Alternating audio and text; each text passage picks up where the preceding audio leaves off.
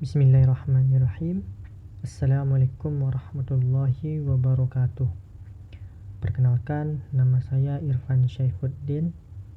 Di sini saya akan menjelaskan tentang penerimaan diri yang terdiri dari makna penerimaan diri, komponen penerimaan diri, tahapan penerimaan diri, ciri-ciri penerimaan diri, aspek-aspek penerimaan diri, faktor-faktor yang mempengaruhi penerimaan diri, dan cara penerimaan diri yang tepat. Baiklah, yang pertama makna penerimaan diri. Di sini saya akan menjelaskan makna penerimaan diri dari berbagai sudut pandang. Yang pertama, sudut pandang menurut Harlock. Menurut Harlock, penerimaan diri adalah suatu tingkat kemampuan dan keinginan individu untuk hidup dengan segala karakteristik dirinya. Individu yang dapat menerima dirinya diartikan sebagai individu yang tidak bermasalah dengan dirinya sendiri, yang tidak memiliki beban perasaan terhadap diri sendiri, sehingga individu lebih banyak memiliki kesempatan untuk beradaptasi dengan lingkungan. Menurut sudut pandang Harlock ini, dapat disimpulkan bahwa memiliki penerimaan diri artinya dapat menjadi diri sendiri, tidak terbebani pikiran maupun perasaan dari diri orang lain, maupun karena akibat dari diri sendiri. Juga dapat membawa diri dimanapun berada, dan bagaimana kondisi tetap menjadi pribadi yang utuh dan tidak berubah atas perubahan lingkungan yang terjadi, melainkan tetap berusaha sepenuhnya menjadi diri sendiri. Pada dasarnya semua orang itu diberi kodrat menjadi orang baik, namun kebaikan itu bisa saja berubah bila seseorang tersebut salah memilih jalan kehidupan. Maka yang dimaksud dalam makna tersebut adalah bahwa seseorang itu sudah membawa kebaikan di dalam dirinya. Jadi dia harus membawa diri dimanapun berada tetap menjadi orang yang baik.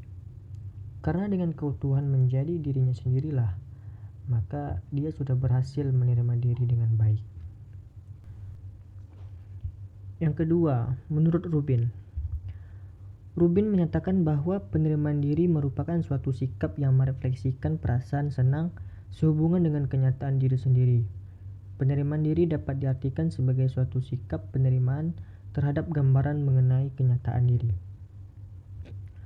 Menurut sudut pandang Rubin, bahwa penerimaan diri adalah proses ekspresi yang muncul ketika bersikap terhadap kenyataan diri. Artinya, ketika dia bercermin, lalu saat itu dia tersenyum, maka dia sudah berhasil menerima dirinya. Namun apabila kebalikannya, misalnya minder, merasa jelek, merasa kurang cantik, maka dia belum bisa menerima kenyataan dirinya. Sehingga dia benar-benar harus merubah pola pikirnya dengan menyadari bahwa semua yang dimilikinya, baik berwujud cantik atau tidak, itu sudah takdirnya. Maka jelas ia harus bisa menerima dengan baik, tanpa menghakimi, tanpa mengeluh, dan tanpa keburukan lainnya. Lalu, menurut Scholes, dia menyatakan bahwa penerimaan diri yang dibentuk merupakan hasil dari tinjauan pada seluruh kemampuan diri. Menurut sudut pandang ini, bahwa makna penerimaan diri adalah penilaian kemampuan yang dimiliki oleh seseorang terhadap dirinya, sehingga ia tahu letak kemampuan yang dimiliki dan batasan kemampuan yang tidak dimilikinya. Bagaimana menurut Chaplin? Menurut Chaplin, penerimaan diri adalah sikap yang merupakan rasa puas pada kualitas dan bakat, serta pengakuan akan keterbatasan diri. Pengakuan akan keterbatasan diri ini tidak diikuti dengan perasaan malu ataupun bersalah. Individu ini akan menerima kodrat mereka apa adanya. Berdasarkan sudut pandang Chaplin, bahwa penerimaan diri adalah di mana seseorang telah mengetahui letak kekurangan dan kelebihan yang dimiliki, dan ia mau mengakui semua itu dan berusaha memperbaiki diri untuk menghindari dari semua keburukan atau kelemahan yang ada di dalam dirinya itu, sehingga tidak sampai mempengaruhi kehidupan sehingga bisa saja bertambah buruk. Maka dengan demikian perlu bersikap bijaksana dalam memandang kelebihan dan kekurangan. Menurut Reif, penerimaan diri adalah sebagai individu yang memiliki pandangan positif tentang dirinya, mengakui dan menerima segi yang berbeda dari dirinya sendiri. Berdasarkan sudut pandang Reif, bahwa penerimaan diri adalah memiliki pandangan positif terhadap kepribadian yang dimiliki tanpa mengeluhkan, tanpa menghina diri, tanpa merendahkan diri sendiri, melainkan belajar memahami potensi diri yang dimiliki, kekurangan apa yang harus diperbaiki, dan berusaha menjadi orang yang lebih baik kehidupannya dibandingkan sebelum-sebelumnya. Lalu bagaimana menurut Alpert? Alpert menjelaskan bahwa penerimaan diri merupakan sikap yang positif, yang ketika individu menerima diri sebagai seorang manusia, ia dapat menerima keadaan emosionalnya, depresi, marah, takut, cemas, dan lain-lain, tanpa mengganggu orang lain. Berdasarkan sudut pandang Alpert, bahwa penerimaan diri adalah respon terhadap sikap dari depresi, cemas, ketakutan tanpa mengganggu orang lain. Namun tidak juga dia menghakimi dirinya sendiri, namun ia menerima keadaan tersebut sebagai takdir, sehingga ia tidak akan mencelakakan orang lain maupun dirinya sendiri, melainkan dia akan berusaha keras untuk kembali kepada kodratnya sebagai orang yang normal dan sehat mentalnya. Dan bagaimana menurut Calhoun? Menurut Calhoun, pengertian penerimaan diri bahwa penerimaan diri berhubungan dengan konsep diri yang positif, di mana dengan konsep diri yang positif, seseorang dapat menerima dan memahami fakta-fakta yang begitu berbeda dengan dirinya. Berdasarkan sudut pandang Calhoun, bahwa penerimaan diri adalah dapat menerima dengan positif apa yang terjadi terhadap dirinya sekalipun itu tidak sesuai dengan harapan. Artinya, seseorang yang bisa menerima dirinya dengan baik, maka dia tidak akan menuntut lebih dari dirinya. Apabila ia tidak mampu, ia akan menyadari bahwa ia tak mampu, bukannya memaksakan kehendak pada dirinya. Dapat disimpulkan bahwa makna penerimaan diri adalah proses di mana seseorang bisa menggali potensi dari dirinya, lalu berhasil memaksimalkan hal itu apabila ditemui sejumlah kekurangan yang ada pada dirinya.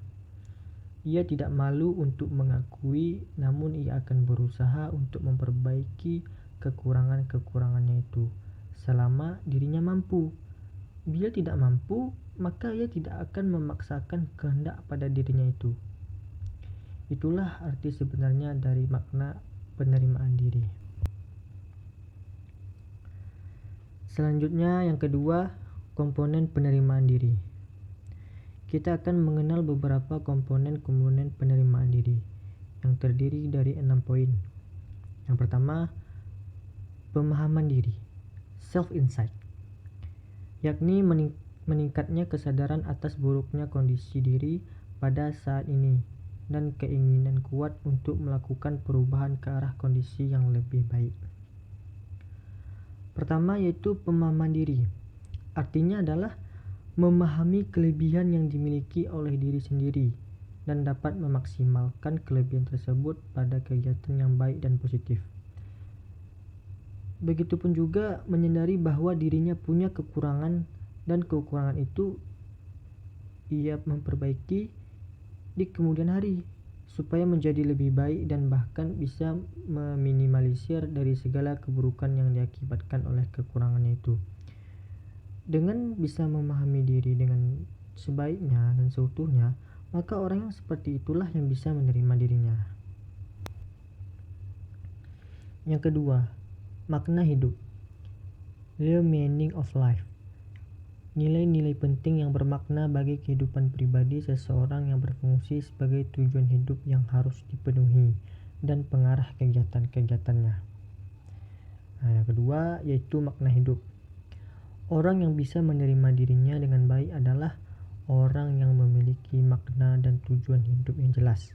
Misalnya, tujuan hidupnya adalah mencari ridho Allah Subhanahu wa Ta'ala, mencari keselamatan dunia dan akhirat, menjadi orang yang berguna bagi agama dan negara, dan sebagainya. Yang ketiga, pengubahan sikap, changing attitude. Merubah diri yang bersikap negatif menjadi positif dan lebih tepat dalam menghadapi masalah. Yang ketiga yaitu pengubahan sikap, di mana pengubahan dari hal negatif ke hal positif dan penyelesaian dari masalah yang dihadapi. Contoh, dalam menghadapi masalah kehidupan, maka sikapnya akan menerima karena sadar tidak bisa memungkiri bahwa masalah ada karena bagian dari hidup. Maka langkah yang sebaiknya dilakukan adalah menghadapi masalah itu dengan mencari tahu penyebab asal mula masalah, solusi-solusi yang disiapkan untuk penyelesaian masalah. Contoh, dulu sering bermalas-malasan, namun setelah mengetahui bahwa malas lebih dekat dengan keburukan, maka ia berusaha untuk menjauhkan dirinya dari sikap malas dan bahkan berhasil rajin dalam aktivitas sehari-harinya. Itulah perubahan kebaikannya. Yang keempat, keikatan diri, self-commitment, merupakan komitmen individu terhadap makna hidup yang ditetapkan. Komitmen yang kuat akan membawa diri pada hidup yang lebih bermakna dan mendalam. Komitmen terhadap kehidupan dan dirinya sendiri. Setelah memiliki makna dan tujuan hidup, maka seharusnya ia beristiqomah di jalan kebaikan itu. Jangan sampai tergoda dengan jalan-jalan lainnya yang mungkin saja bisa menggiurkan, namun belum tentu menyelamatkan dunia dan akhirat. Malah bisa jadi menjerumuskan ke dalam neraka dunia atau neraka kehidupannya. Sebab itulah pentingnya beristiqomah di jalan kebaikan. Yang kelima, kegiatan terarah, directed activities. Suatu upaya-upaya yang dilakukan secara sadar dan sengaja berupa pengembangan potensi pribadi yang positif serta pemanfaatan relasi antar pribadi untuk mencapai tujuan hidup. Yang kelima, kegiatan terarah. Artinya, setiap kegiatan yang dilakukan ada progres dan jelas arah tujuannya seperti apa, sehingga kegiatan yang dilakukan tidak akan sia-sia dan menghindarkan dari ketidakbermanfaatan. Dan yang keenam, dukungan sosial, social support, yaitu hadirnya seseorang atau sejumlah orang yang akrab, dapat dipercaya dan selalu sedia memberi bantuan pada saat-saat diperlukan. Yang keenam, dukungan sosial, yaitu mendapatkan dukungan orang yang terdekat, baik orang tua, pasangan hidup, sahabatnya, dan dari siapapun. Artinya tidak merasa hidup sendirian, sehingga ia merasa bahwa dirinya juga diterima baik oleh orang lain. Tahapan penerimaan diri. Selanjutnya, saya akan menjelaskan tahapan penerimaan diri. Yang pertama, aversion, kebencian atau keengganan. Menghindari, resisten. Reaksi alami pada perasaan yang membuat tidak nyaman ialah kebencian atau keengganan. Kebencian atau keengganan ini juga dapat membentuk keterikatan mental atau perenungan, mencoba mencari tahu bagaimana cara untuk menghilangkan perasaan tersebut. Yang pertama, munculnya kebencian, keengganan atau kemalasan, dan hal yang tidak diinginkan. Kebencian ini tidak bisa kita pungkiri bahwa kebencian itu ada kalanya di dalam hati kita.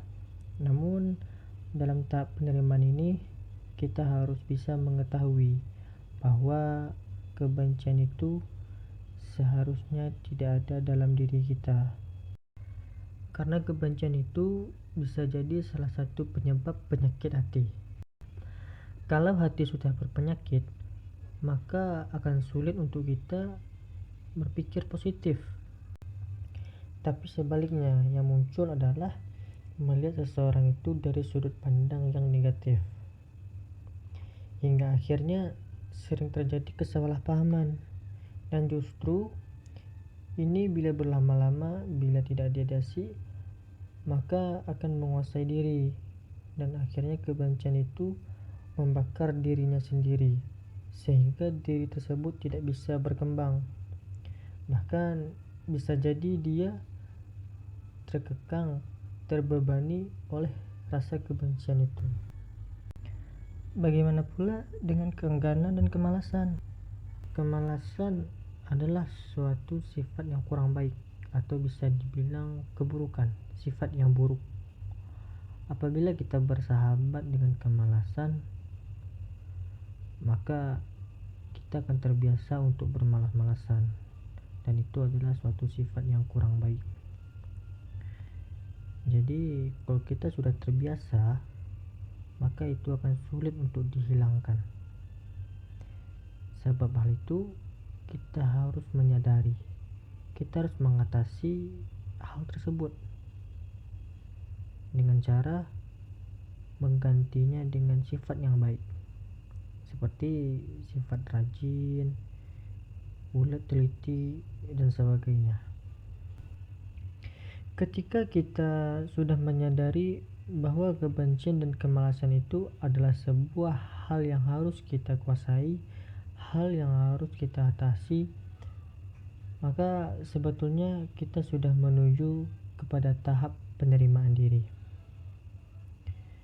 Kita bisa menguasai perasaan tersebut, bisa menguasai nafsu tersebut, hingga akhirnya kita mengarahkan nafsu tersebut ke arah yang lebih baik, yang tentunya itulah yang diharapkan oleh Allah Subhanahu wa Ta'ala. Lalu yang kedua, curiosity, melawan rasa tidak nyaman dengan perhatian. Pada tahapan ini, individu mulai memiliki pertanyaan-pertanyaan pada hal-hal yang dirasa perlu untuk diperhatikan. Pertanyaan-pertanyaan yang biasanya muncul ialah, perasaan apa ini? Apa artinya perasaan ini? Kapan perasaan ini terjadi? Jadi yang kedua, perasaan-perasaan yang muncul dengan menyebabkan rasa tidak nyaman. Ketika munculnya perasaan yang tidak nyaman, misalnya tiba-tiba merasakan perasaan sesuatu yang tidak enak, perasaan tidak tenang, perasaan rasa bersalah, dan sebagainya. Ketika perasaan tidak nyaman itu muncul, kita harus mengetahui bagaimana harus menerimanya. Karena pada dasarnya rasa bersalah itu muncul karena kita berbuat salah dan kemudian belum berhasil mengatasi rasa bersalah itu, atau belum mengatasi dengan baik, sehingga perasaan itu masih saja menghantui. Karena perasaan tersebut apabila sudah dituntaskan, misalnya meminta maaf kepada orang yang bersangkutan, ataupun misalnya memohon ampun kepada Allah, maka rasa bersalah itu akan hilang dengan sendirinya. Karena perasaan yang tidak nyaman itu diakibatkan dari rasa yang tidak tenang. Karena rasa tidak tenang itu biasanya ada sesuatu yang dipikirkan. Boleh jadi ada sesuatu yang belum selesai, kemudian kepikiran, dan akhirnya tidak membuat tenang. Dan juga akhirnya mengganggu pola tidur. Akhirnya kita susah tidur, dan kemudian gelisah, dan sebagainya. Dan tentunya kita harus menyadari bahwa itu adalah gangguan yang ada dalam tubuh kita, sehingga kita harus mengetahui bagaimana cara mengatasinya, yaitu dengan cara mengatasi satu persatu permasalahan yang ada pada perasaan tersebut. Ketika kita tidak berhasil, maka rasa bersalah, rasa tidak nyaman itu akan terus menghantui. Oleh karena itu harus kita atasi, harus kita selesaikan sampai tuntas. Yang ketiga, tolerance, menanggung derita dengan aman. Toleransi berarti menanggung rasa sakit emosional yang dirasakan, tetapi individu tetap melawannya dan berharap perasaan tersebut akan hilang. Yang ketiga, menerima penderitaan dengan rasa aman. Artinya, kita berdamai dengan perasaan-perasaan yang tidak enak. Sekalipun penderitaan memang menyakitkan, namun kita tidak bisa mengeluhkan hal itu, karena memang penderitaan itu ada untuk kita atasi. Artinya begini, misalnya tidak semua apa yang kita harapkan bisa sesuai. Pasti ada beberapa dari apa yang kita harapkan itu tidak sesuai. Dan ketika tidak sesuai, kita harus menerima hal tersebut. jangan sampai kita larut di dalamnya. Kita harus tahu bahwa penderitaan itu terjadi atas izin Allah Subhanahu wa taala. Dan dengan izin Allah pula lah semua yang kita rasakan, perasaan tidak enak, tidak nyaman dan sebagainya, penderitaan apapun akan dengan mudahnya hilang. Ketika kita sangat bisa bersyukur, sangat bisa ikhlas, bisa menyadari bahwa semua itu memang kehendaknya, maka kita akan bisa bersahabat dengan hal-hal tadi. Sebab orang yang bisa menerima dirinya dengan baik, sekalipun itu penderitaan, maka dia akan menjadi orang yang sabar. Itulah yang disebut penerimaan diri dalam kasus nomor 3 ini. Yang keempat, allowing, membiarkan perasaan datang dan pergi. Setelah melalui proses bertahan akan perasaan tidak menyenangkan telah selesai, individu akan mulai membiarkan perasaan tersebut datang dan pergi begitu saja. Individu secara terbuka membiarkan perasaan itu mengalir dengan sendirinya. Keempat, membiarkan perasaan datang dan pergi tanpa mengeluhkan dan tanpa mempertanyakan. Karena semua itu sudah menjadi takdir yang sudah dituliskan. Ketika perasaan itu datang dan pergi, kita tidak mengeluhkan dan juga mempertanyakan hal tersebut. Karena pada dasarnya perasaan-perasaan tidak nyaman akan datang dan pergi dengan sendirinya. Kita harus bisa menerima diri kita dengan baik. Jangan sampai kita mengeluhkan, menghakimi, apalagi membuat diri kita tertekan oleh tekanan-tekanan dari pikiran kita dan dari perasaan kita. Pada dasarnya seseorang itu dewasa karena bisa menyeimbangkan perasaannya, bisa menyeimbangkan pikirannya pada hal-hal yang positif dan bukan mengarahkan pada hal-hal yang negatif. Artinya kita harus bertanggung jawab pada perasaan kita dan pada pikiran kita. Maka oleh sebab itulah kita harus bisa menerima diri dengan baik ketika perasaan-perasaan itu datang dan pergi dengan sendirinya. Kita harus sadar bahwa semuanya sudah ditakdirkan oleh Allah. Kita cukup menerimanya dengan baik, dengan ikhlas, dengan sabar. Insya Allah kita bisa menjadi orang-orang yang bisa menerima kehidupan dengan baik. Dan yang kelima, friendship, merangkul, melihat nilai-nilai yang tersembunyi. Individu melihat nilai-nilai yang ada pada waktu keadaan sulit menimpanya. Hal ini merupakan tahapan terakhir dalam penerimaan diri. Yang kelima adalah merangkul atau bijak dalam memahami semua peristiwa yang terjadi pada diri maupun lingkungannya. Artinya begini, kita dapat memahami mengapa sesuatu itu terjadi. Maka kita dapat menerima bahwa itu bagian dari hidup. Misalnya, setiap yang bernyawa akan menemui kematian. Rasa kehilangan akan muncul karena ada kematian. Namun, tidak perlu takut karena kita pun suatu hari akan menemui kematian itu. Jadi, kitalah yang harus mempersiapkan diri dalam menghadapi kematian yang bisa kapanpun saja. Maka kebaikan-kebaikan harus kita tanam selama kita masih hidup. Maka kematian kita tidak akan meninggalkan sesuatu yang buruk, melainkan meninggalkan sesuatu yang bermanfaat, insya Allah. Selanjutnya, ciri-ciri penerimaan diri. Ada 5 ciri-ciri penerimaan diri. Yang pertama, orang yang menerima dirinya memiliki harapan yang realistis terhadap keadaannya dan menghargai dirinya sendiri. Bisa menerima dirinya secara realistis tanpa menuntut apa yang tidak dimiliki. Tidak menyalahkan keadaan apapun bila kurang baik hasil akhirnya. Dan sebaliknya, menerima semua kenyataan baik buruknya pada dasarnya ada hikmah di balik sesuatu sehingga ia sadar dan menyadari untuk menerima hal itu dengan sepenuh hati. Contohnya, dia tidak memiliki laptop padahal butuh, tetapi dirinya tidak mau memaksakan untuk membeli, apalagi berhutang ataupun dengan cara mencicil, karena dia ingin mendapatkannya dengan cara jerih payahnya sendiri, bukan dengan cara mencicil ataupun berhutang. Karena dia sadar dengan cara seperti itu maka hakikat keberkahan akan semakin kecil. Maka dengan mengumpulkan uangnya terlebih dahulu sampai benar-benar uang tersebut terkumpul sesuai dengan kebutuhan yang dia inginkan, maka ketika tercapai pun dia tidak menyisakan beban karena tidak ada hutang yang membelit, tetapi dia beli dengan lunas dan kontan, sehingga timbullah perasaan senang dan bangga saat berhasil mendapatkan apa yang dia inginkan, bukan sebaliknya. Yang kedua, yakin akan standar-standar dan pengakuan terhadap dirinya tanpa terpaku pada pendapat orang lain. Artinya tidak mudah terpengaruhi oleh omongan orang lain.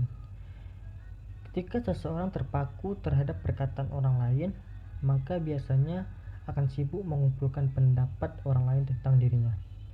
Padahal bisa jadi pendapat orang lain tersebut bisa saja menyesatkan. Dan kalau diikuti, perkataan tersebut bisa jadi terpengaruhi oleh hal itu. Jadi artinya kita boleh percaya dengan perkataan orang apabila perkataan tersebut berhasil divalidasi kebenarannya sesuai.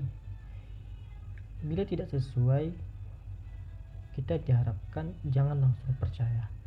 Sebab itu kita perlu percaya terhadap diri kita sendiri. Yang ketiga, memiliki perhitungan akan keterbatasan dirinya dan tidak melihat pada dirinya sendiri secara irasional. Artinya dapat mengetahui batas kemampuan yang dimilikinya oleh dirinya. Maksudnya jangan sampai melewati batas kemampuan yang dimiliki, karena sekeras usaha apapun, apabila Allah menghendaki hal lain, maka apapun yang kita inginkan tidak akan terwujud. Namun sebaliknya, apabila menyadari bahwa dirinya perlu mengusahakan namun tidak wajib untuk terwujud, maka ia sudah bisa menerima dirinya dengan baik. Karena kehendak Allah Subhanahu wa taala lebih tinggi daripada kehendak manusia. Sesempurna apapun manusia tetap memiliki keterbatasan. Maka keterbatasan itu dilengkapi oleh manusia lainnya. Sebab itu kita hidup bukan untuk menjadi manusia pribadi saja, namun ada kalanya harus menjadi manusia sosial yang bermanfaat bagi sekelilingnya. Yang keempat, menyadari aset diri yang dimilikinya dan merasa bebas untuk menarik atau melakukan keinginannya. Artinya mengetahui potensi diri yang dimiliki dan dimaksimalkan dengan mengikuti pelatihan, workshop, apapun yang bermanfaat untuk memunculkan segala daya positif yang ada pada dirinya. Karena bisa jadi dia tidak menyadari potensi bakat yang dimiliki karena hanya berfokus pada kekurangan, namun ia tidak sadar bahwa ada potensi yang harus dioptimalkan. Maka bakat, kerja keras, dan usaha harus dibarengi satu sama lain sehingga menghasilkan produktivitas yang sangat bermanfaat bagi kehidupan masyarakat ataupun kehidupan pribadinya. Dan yang kelima, menyadari kekurangannya tanpa menyalahkan diri sendiri. Artinya orang yang bisa menerima dirinya sendiri adalah orang yang menyadari kekurangan yang dimilikinya, sehingga ketika menemui kegagalan maka dia tidak akan menghakimi dirinya sendiri karena sadar bahwa kegagalan itu adalah penundaan, bukan kehancuran yang sebagaimana mestinya, melainkan kesuksesan yang tertunda, di mana ia harus mengusahakan kembali di kemudian hari sehingga akan ada perubahan, akan menjadi daya positif terhadap dirinya. Tidak menyalahkan kesulitan, melainkan ia sadar bahwa hambatan dan tantangan adalah sesuatu yang harus dilewati oleh dirinya dengan baik, sehingga kemudahan akan ia temui setelah berhasil melewati kesulitan tersebut. Selanjutnya, Aspek-aspek penerimaan diri. Ada 7 poin yang akan kita kupas. Yang pertama, pengetahuan diri. Menurut Sostrom, proses penerimaan diri dapat ditempuh melalui pengetahuan terhadap diri sendiri, terutama keterbatasan diri, sehingga individu tidak berbuat di luar kesanggupannya dan tidak perlu berpura-pura sanggup melakukan sesuatu. Pengetahuan diri dapat dilakukan dengan mengenal diri baik secara internal maupun eksternal. Simorangkir berpendapat bahwa mengenal secara internal dapat dilakukan dengan cara menilai diri sendiri dalam hal kelebihan, kelemahan, sifat-sifat, dan lain-lain. Secara eksternal, pengenalan diri dilakukan dengan cara menilai diri menurut pandangan orang lain.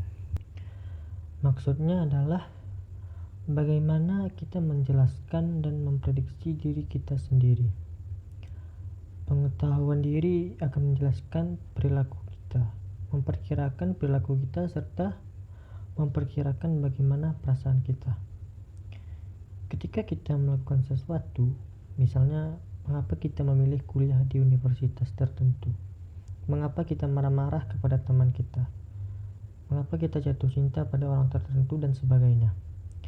Terkadang kita tahu, terkadang kita bahkan tidak mengetahui apa alasan kita melakukan hal tersebut. Kadangkala itu terjadi ketika kita melakukan sesuatu, ternyata apa yang kita lakukan tidak selesai atau tidak tuntas. Ketika kita mengenal diri kita, maka kita tidak akan berbuat di luar kesanggupan kita, dan kita tidak perlu berpura-pura sanggup melakukan sesuatu. Itulah pentingnya pengetahuan diri dalam proses penerimaan diri. Yang kedua, penerimaan diri pantulan, yaitu membuat kesimpulan tentang diri kita berdasarkan penangkapan kita tentang bagaimana orang lain memandang diri kita. Hal tersebut bisa dilakukan dengan cara meminta pendapat orang lain tentang diri sendiri. Maksudnya adalah bagaimana orang lain memandang diri kita. Jika orang lain menyukai diri kita, maka kita akan cenderung untuk menyukai diri kita juga. Dan hal tersebut bisa kita lakukan dengan cara yaitu meminta pendapat orang lain tentang diri kita. Yang ketiga, penerimaan diri dasar, yaitu keyakinan bahwa diri diterima secara intrinsik dan tanpa syarat. Penerimaan diri dasar ini lebih berorientasi pada urusan personal individu. Individu mampu menghargai dan menerima diri apa adanya, serta tidak menetapkan standar atau syarat yang tinggi di luar kesanggupan dirinya. Kesimpulannya adalah perasaan yakin bahwa dirinya tetap dicintai dan diakui oleh orang lain, walaupun dia tidak mencapai patokan yang diciptakannya oleh orang lain terhadap dirinya. Yang keempat, perbandingan antara yang real dan ideal, yaitu penilaian tentang diri yang sebenarnya dibandingkan dengan diri yang diimpikan atau inginkan. Kesenjangan antara diri ideal dan real hanya akan menyebabkan individu merasa tidak puas diri dan mudah frustasi. Maksudnya, derajat kesesuaian antara pandangan seseorang mengenai diri yang sebenarnya dan diri yang diciptakan yang membentuk rasa berharga terhadap dirinya sendiri. Yang kelima, pengungkapan diri. Pengungkapan diri mengandung arti bahwa penerimaan diri dapat ditempuh dengan upaya mengasah keberanian untuk mengungkapkan diri, pikiran, perasaan, atau lainnya kepada orang lain. Pengungkapan diri dapat memberi informasi kepada individu tentang siapa dirinya, Sebab dari interaksi tersebut, individu akan mendapat feedback yang berguna untuk memperkaya pengetahuan tentang dirinya. Pengungkapan pikiran atau perasaan hendaknya dilakukan secara asertif, sebab tindakan tersebut lebih mendukung pada perkembangan kepribadian yang sehat daripada cara agresif maupun pasif. Maksudnya adalah tindakan untuk mengungkapkan tentang bagaimana kita berinteraksi dengan orang terhadap situasi yang terjadi saat ini, dan memberikan informasi tentang masa lalu yang relevan yang dapat menjelaskan reaksi yang kita perbuat saat ini. Hal tersebut akan membuat kita berbagi perasaan dan informasi dengan orang lain. Keterbukaan diri bersifat deskriptif dan evaluatif. Maksudnya deskriptif adalah kegiatan yang melukiskan berbagai fakta mengenai diri individu yang belum diketahui oleh orang lain yang berada di lingkungan sekitarnya. Sedangkan evaluatif, kegiatan mengungkapkan pendapat atau perasaan individu seperti mengungkapkan perasaan mengenai orang-orang yang disukai ataupun tidak disukai. Informasi yang diberikan tersebut dapat mencakup berbagai hal. Contohnya seperti pengalaman hidup, perasaan, emosi, pendapat, cita-cita, dan lain sebagainya. Pengungkapan diri haruslah dilandasi dengan kejujuran dan keterbukaan dalam memberikan informasi. Atau dengan kata lain, apa yang disampaikan kepada orang lain hendaklah bukan merupakan suatu topeng pribadi atau kebohongan belaka sehingga hanya menampilkan sisi yang baik saja. Yang keenam, penyesuaian diri. Menurut Schneider, di dalam penerimaan diri terdapat penyesuaian diri. Individu yang tidak mampu untuk menerima dirinya sendiri, misalnya ketika individu memiliki cacat pada tubuhnya, maka individu harus menyesuaikan diri dengan cacat tersebut agar cacatnya dapat diterima menjadi bagian dari dirinya.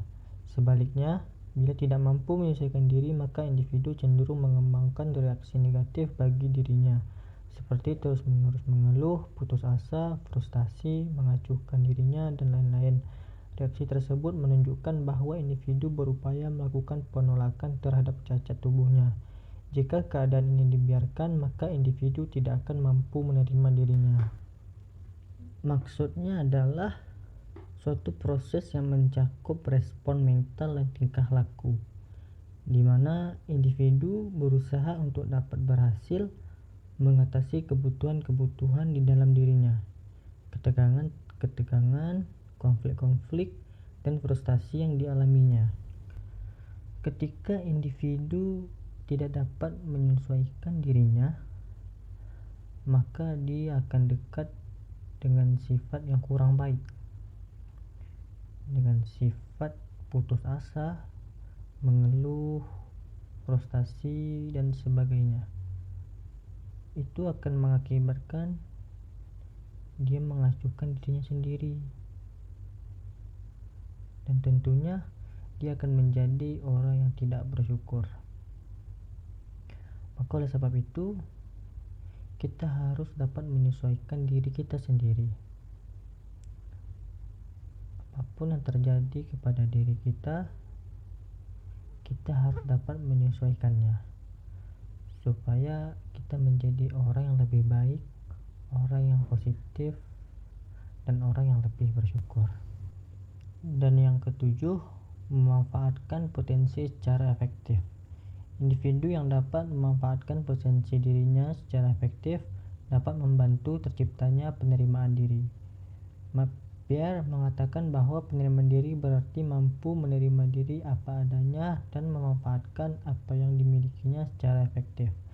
Pendapat Pierre mengandung dua hal, yaitu pertama, proses penerimaan diri terdapat kemampuan untuk mengenali potensi diri. Kedua, ada upaya yang positif untuk memanfaatkan apa yang dimilikinya. Hal itu berarti ada rencana untuk mencapai masa depan yang baik. Kesimpulannya, aspek-aspek dalam penerimaan diri meliputi pengetahuan diri, penerimaan diri pantulan, penerimaan diri dasar, perbandingan antara diri yang real dengan ideal, pengungkapan diri, penyesuaian diri, memanfaatkan potensi secara efektif. Setiap orang tentu akan memiliki potensi di dalam dirinya, meski mungkin saja jumlah potensi ini tidak pernah sama antara satu dengan yang lainnya. Berbagai macam potensi diri inilah yang kemudian akan membantu kita untuk memiliki kemampuan yang baik dalam berbagai hal, termasuk dalam mengatasi berbagai masalah dan kendala yang kita temui di dalam kehidupan kita. Begitu pentingnya untuk memiliki potensi diri yang maksimal di dalam hidup ini, agar semua bisa berjalan dengan lebih mudah dan menyenangkan bagi diri kita sendiri.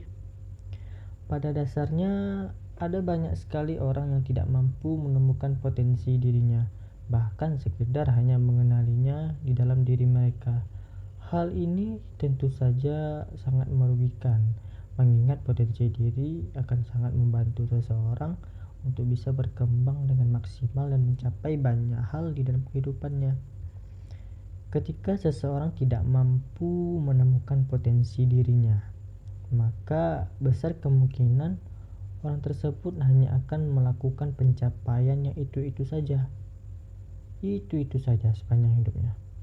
Orang tersebut tidak akan bisa berkembang dengan maksimal dan mencapai titik terbaik di dalam kehidupannya, atau bahkan bisa jadi lebih buruk dari kondisi tersebut. Hal inilah yang menjadi alasan mengapa sangat penting untuk mengenali dan mengembangkan potensi tersebut dengan semaksimal mungkin, agar bisa ikut berkembang dan sukses dalam berbagai hal. Entah sudah atau belum, tidak ada salahnya untuk mengenali kembali potensi di dalam diri kita. Selanjutnya, faktor-faktor yang mempengaruhi penerimaan diri. Ada beberapa faktor yang mempengaruhi penerimaan diri, yaitu yang pertama, pemahaman diri.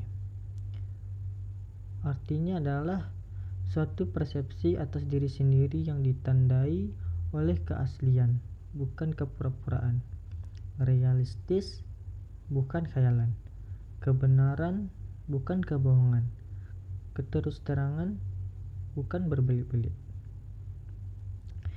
Yang kedua yaitu harapan yang realistis. Ketika pengharapan seseorang terhadap sukses yang akan dicapai merupakan pengharapan yang realistis, kesempatan untuk mencapai sukses tersebut akan muncul, sehingga akan terbentuk kepuasan diri sendiri yang pada akhirnya membentuk sikap penerimaan terhadap diri sendiri. Dan yang ketiga, tidak hadirnya hambatan-hambatan dari lingkungan. Ketidakmampuan untuk mencapai tujuan yang realistis dapat disebabkan oleh ketidakmampuan individu untuk mengontrol adanya hambatan-hambatan dari lingkungan, misalnya diskriminasi, ras, gender, dan kepercayaan. Dan yang keempat, tidak adanya tekanan emosi yang berat. Tekanan yang berat dan terus-menerus seperti yang terjadi di lingkungan kerja atau rumah, di mana kondisi sedang tidak baik dapat mengakibatkan gangguan yang berat, sehingga tingkah laku orang tersebut dinilai menyimpang dan orang lain menjadi terlihat selalu mencela dan menolak orang tersebut. Yang kelima, sukses yang sering terjadi. Kegagalan yang sering menimpa menjadikan seseorang menolak terhadap diri sendiri. Sebaliknya, kesuksesan yang sering terjadi menumbuhkan penerimaan terhadap diri sendiri. Yang keenam, konsep diri yang stabil. Konsep diri yang baik akan menghasilkan penerimaan diri yang baik. Namun sebaliknya, bila konsep diri yang buruk secara alami akan menghasilkan penolakan terhadap diri sendiri. Lalu, bagaimana cara penerimaan diri yang tepat? Ada beberapa tips yang bisa kita coba. Yang pertama, tetapkan niat dan tujuan.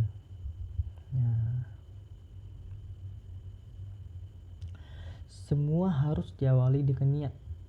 Dengan adanya niat yang baik, maka kita bisa mengubah cara berpikir yang semula dengan rasa bersalah, malu, ragu dan sebagainya menjadi penuh penerimaan, kepercayaan, dan toleransi.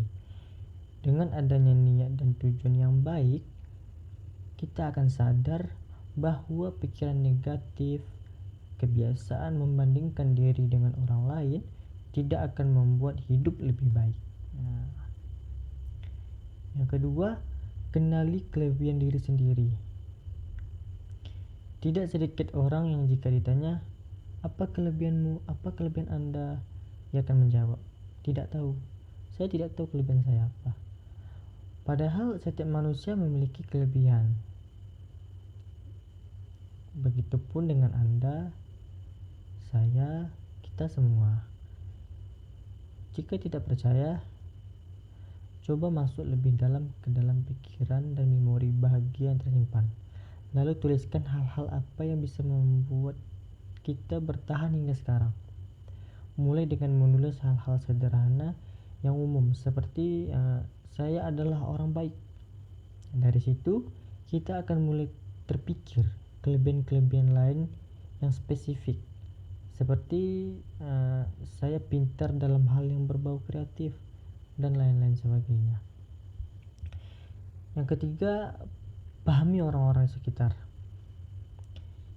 Tidak bisa kita pungkiri orang-orang yang ada di sekitar kita memiliki pengaruh yang cukup besar akan perkembangan diri. Jadi coba kenali lagi, adakah teman yang justru membuat kita merasa rendah diri dan tidak percaya diri. Jauhkan diri kita dari orang-orang yang memberikan dampak negatif dan mulailah membuat mencari orang lain yang bisa dijadikan support system atau memberikan dukungan.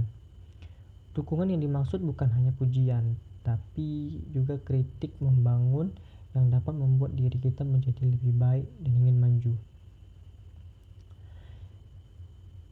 Yang keempat, maafkan diri sendiri. Berkutat pada penyesalan bisa membuat kita sulit menjalankan penerimaan diri. Jadi, maafkanlah diri kita dan move on. Nah, yang kelima, redam kritikan berlebih terhadap diri sendiri. Terkadang kita bisa menjadi kritikus paling keras untuk diri kita sendiri. Tentu menyadari kesalahan dan menyadari bahwa kita butuh perbaikan adalah hal yang baik. Tapi tentu ada batasannya. Jika kritik dalam pikiran kita sudah terlalu jahat, akan sulit bagi diri kita untuk menerima bahwa manusia juga bisa salah. Dan kesalahan itu bukanlah akhir dari segalanya. Yang keenam, menerima kegagalan. Diri kita saat ini mungkin bukanlah yang dulu dibayangkan. Misalnya dulu kita membayangkan bahwa di usia muda sudah punya rumah dan pekerjaan tetap.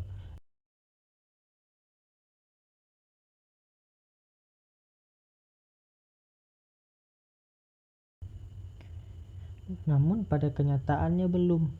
Hal ini bisa mengecewakan, tapi memori kegagalan janganlah semata-mata dihilangkan.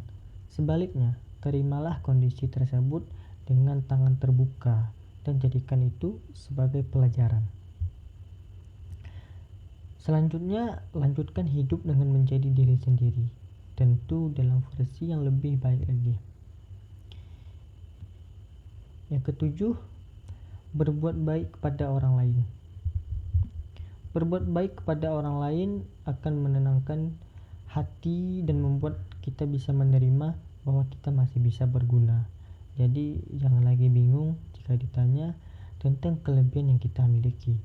Senang menolong adalah kelebihan yang tidak semua orang bisa miliki. Dan yang kedelapan, sadar bahwa penerimaan diri adalah jalan untuk maju, bukan berhenti. Menjalani penerimaan diri berarti melepaskan masa lalu dan hal-hal yang tidak bisa kita kontrol. Jadi wajar saja jika ada hal-hal yang terjadi tidak sesuai keinginan. Dengan meresapi hal itu, kita bisa tergerak untuk maju dan menjalani hidup sebaik-baiknya, sambil tahu batasan penerimaan akan hasil apapun yang mungkin terjadi. Mungkin itu saja yang bisa saya sampaikan. Lebih dan kurang mohon diperbanyak maaf. Assalamualaikum warahmatullahi wabarakatuh.